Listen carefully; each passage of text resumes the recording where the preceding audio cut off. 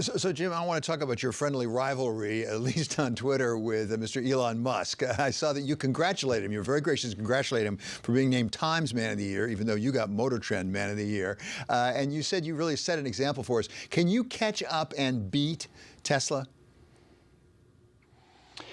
Well, the first inning of this 9-inning game is for us to get to 600,000. We think that'll put us in number 2. And then with Tennessee and Kentucky, we really have a chance to get to number 1. It'll depend on the acceptance of those models. That's a couple years away. So it really is on us to execute the products, for them to be received as our first 3 have, and then to scale. A lot of uncertainty, but I wouldn't bet against a Ford team.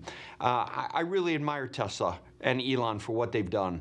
And it's clearly showed that an always-on relationship with the customer is where this industry is going. Not just propulsion going electric, but actually having a digital relationship with the customer.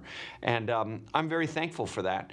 But we're competitors, and I race, and second is the first loser. So we're gonna go for it, and but we'll see how it goes. It'll be a couple of years away. Yeah. For those of you who haven't seen, you should see some of the photos of Jim Farley behind some of those vintage race cars. You do genuinely race. Let me talk about another competitor, though. The analysts tell me that you probably will produce more electric vehicles this year than General Motors. Can you stay ahead of GM? Well, they're certainly ramping up, but we have 3 high-volume successes on our hands. So it will come down to that agile team really breaking those constraints. Hard to say, but we sure count on it. We think we'll be number 2 for some time to come in the U.S. and obviously aiming for number 1.